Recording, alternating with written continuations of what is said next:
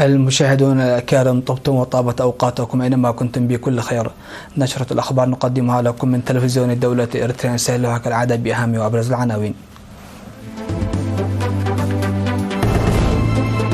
تنظيم منتدى الصحي في لوغو عنسبة.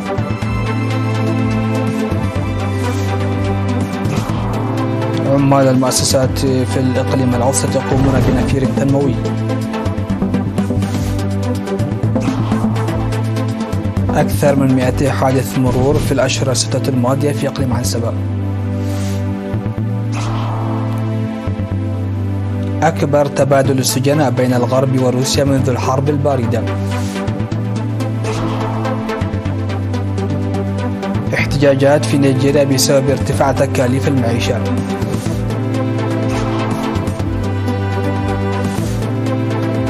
و30 قتيلا على الأقل نتيجة أمطار غزيرة في الصين وموجة حر في شنغهاي.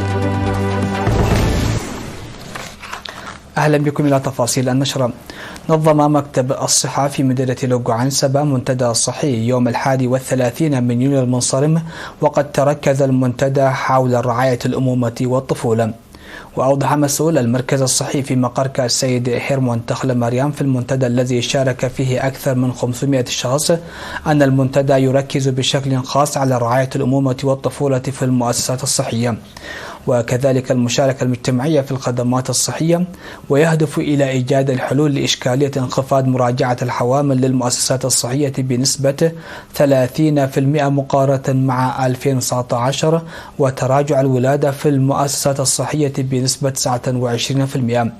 من جانبه دعا مدير مديرية لوغو عنسبة السيد أبراهام حقوس الأمهات دعاهن لاتباع إرشادات وتعليمات الكادر الصحي لضمان صحتهن وصحة أطفالهن والاستفادة المثلى من المؤسسات الصحية وتعزيز دور المجتمع لبناء غرف انتظار الحوامل. وقدمت في المنتدى آراء وتوصيات بناءة. يوجد في مديرية لوغو عنسبة مركز صحي و5 عيادات وصيدليتين.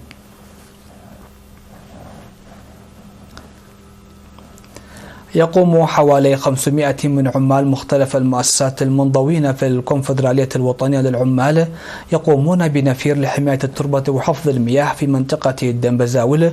وقد قام العمال من مصنع أسمرة للبير وخدمات البريد وشركات ترانس خورن للنقل البري وريد سي بوتلرس وليلو للنقل البري وعنبربب وسنبل للنجارة والحدادة، بالإضافة إلى شركة الجمال للمواصلات العامة وإيري إيكويب وبناء هناجر المستودعات الكبيرة ومصنع أسمرة للألبان والمنطقة التجارية الحرة. قاموا جميعهم بغرس 10,700 شجرة. وأوضحت لجنة التشجير في الكونفدرالية الوطنية للعمال بأن العمال قاموا في موسم الصيف بإعداد الحفر فيما يقومون حاليا بزراعة الأشجار. وذكر المشاركون بأن أعمال التشجير بدأوها من عام 2010 إدراكا بأنها جزء لا يتجزأ من فعاليات أمانة الشهداء. وأفادت اللجنة بأن أعمال التشجير التي بدأت قبل عامين في منطقة دنبزاول أنجزت 85% من البرنامج المخطط له، ويتوقع إنجاز المتبقي هذه السنة.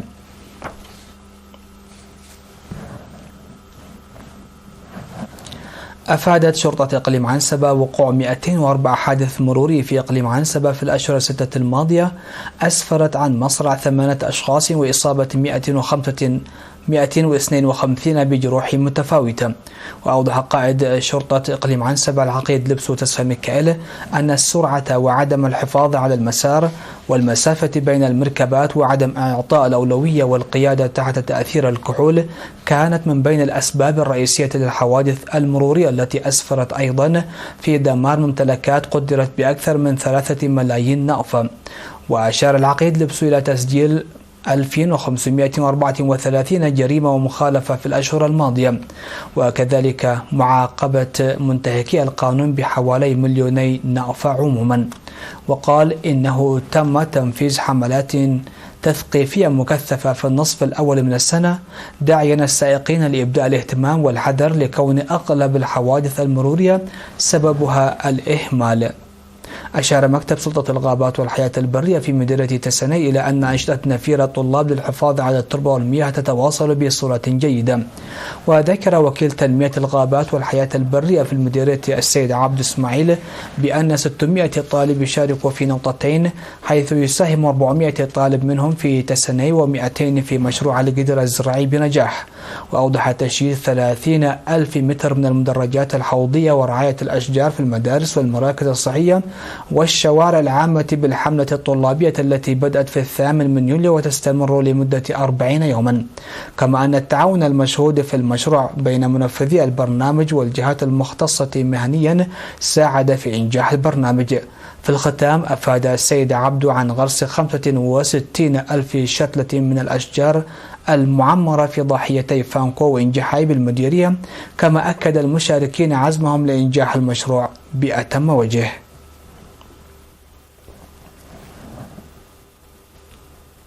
أعلن مسؤول المركز الصحي في نفاسية الممرض ملاكي ولد جبريل أن الجهود تبذل لتوسيع وتطوير الخدمات الصحية في المركز الصحي، وذكر بأن المركز يقدم خدمات رعاية الأمومة والطفولة وتطعيم الأطفال ومتابعة الأمراض غير المعدية وخدمات التحاليل الطبية، مشيرا إلى ارتفاع مراجعة الحوامل للمركز بنسبة 95%. وقال بأن غرف انتظار الحوامل المشيدة ساهمت كثيرا في ضمان سلامة الأمهات والأطفال، موضحا ارتفاع الولادة في المركز الصحي بنسبة 100% نتيجة الوعي الصحي المتنامي.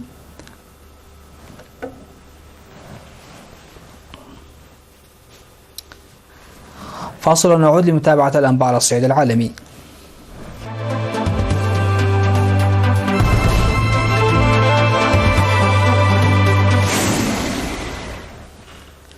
على الصعيد العالمي، في أكبر صفقة تبادل السجناء منذ ذروة الحرب الباردة، التقى مسؤولون من الولايات المتحدة وروسيا وألمانيا ودول أخرى على مدرج مطار في العاصمة التركية في عملية شملت 26 شخصا، وتتوج أشهرا من الجهود الدبلوماسية المضنية على أعلى المستويات بين حكومات عدة. وشملت الصفقة مراسل صحيفة وول ستريت جورنال إيفان غيرشكوفيتش الذي اتهمته موسكو بالتجسس، والجندي السابق في مشاة البحرية الأمريكية بول ويلان الذي أدين أيضا بالتجسس، فضلا عن الكثير من المنشقين الروس وبينهم فلاديمير كارامورزا وإيليا ياشين. وقالت الرئاسة التركية أن السجناء أطلقوا من سجون 7 دول هي الولايات المتحدة وألمانيا وبولندا وسلوفينيا والنرويج وروسيا وبيلاروسيا، ونقلوا إلى تركيا على متن 7 طائرات. وأفادت وكالة الإعلام الروسية أيضا بأن 4 روس مسجونين في الولايات المتحدة اختفوا من قاعدة بيانات السجناء التي يديرها مكتب السجون الفيدرالي الأمريكي، وذكرت أنهم فينيك وماكسين مارشينكو وفاديم كونوشينوك وفلاديسلاف كوليوشين. قال الشهود إن الشرطة النيجيرية أطلقت الغاز المسيل للدموع لتفريق حشد من المتظاهرين في العاصمة أبوجا مع خروج الآلاف للاحتجاج على ارتفاع تكاليف المعيشة وقضايا تتعلق بالحكم في أكبر دولة إفريقية من حيث عدد السكان. وتظاهر المحتجون في أبوجا وفي العاصمة التجارية للبلاد لاغوس وعدة مدن أخرى، تظاهروا للتعبير عن استيائهم من إصلاحات اقتصادية أدت إلى تضخم جامح وصعوبات متزايدة على النيجيريين العاديين. وتعهد الرئيس بولا تينوبو بمواصلة الإصلاحات التي يقول إنها ضرورية للحيلولة دون انهيار الدولة. ووفق ما ذكرته وكالة رويترز للأنباء، نشرت السلطات أفراد أمن مسلحين في محاولة لمنع أعمال عنف محتملة.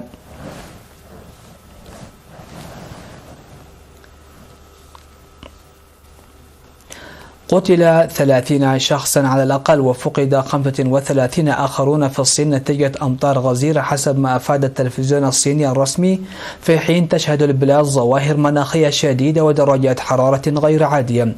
وحسب وكالة الصحافة الفرنسية، شهدت أجزاء كبيرة من شمال البلاد بينها العاصمة بكين موجات حر، وتجاوزت الحرارة 35 درجة مئوية خلال أيام عدة، في حين أدى إعصار جايم الأسبوع الماضي إلى هطول أمطار غزيرة غزيرة وفيضانات في جنوب البلاد وشرقها، ثم انخفض شدة الإعصار لكن عانى وسط البلاد من عواقب.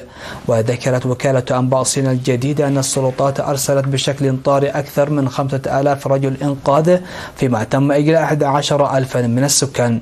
هذا وعانت البلاد أحوال طقس صعبة هذا الصيف، إذ شهدت أجزاء من الشمال موجات حر شديد، في حين تسببت الأمطار الموسمية بحدوث فيضانات وانزلاقات تربة في مناطق وسط البلاد وجنوبها. ويتفاقم هذا النوع من الظواهر بسبب تغير المناخ بحسب العلماء. وأعلنت السلطات الصينية المعنية بالطقس أن يوليو كان الشهر الأكثر حرا في البلاد منذ بدء تسجيل الأرقام قبل 6 عقود.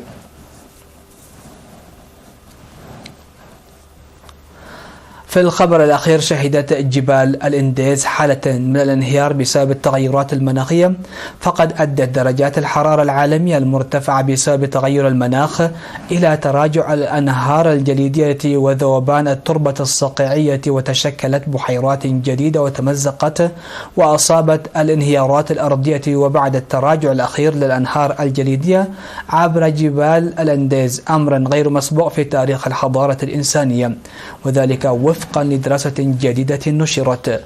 وصدم هذا الاكتشاف العلماء الذين خططوا في البداية لدراسة الوضع الحالي للأنهار الجليدية وكيفية تنوعها عبر الحضارة الإنسانية.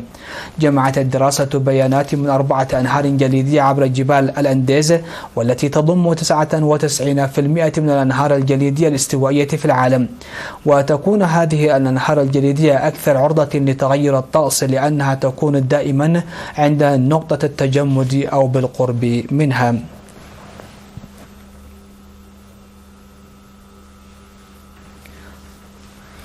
ختاما لنشرة هذا المساء، هذا تذكير بأهم وأبرز العناوين. تنظيم منتدى صحي في لوغو عنسبة.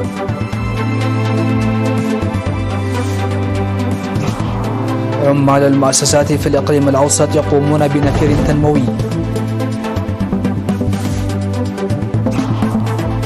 أكثر من 200 حادث مرور في الأشهر الستة الماضية في إقليم عنسبة.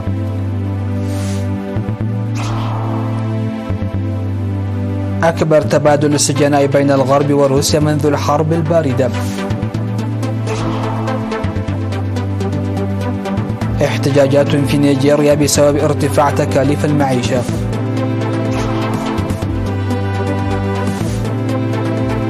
و30 قتيلا على الأقل نتيجة أمطار غزيرة في الصين وموجة حر في شنغهاي.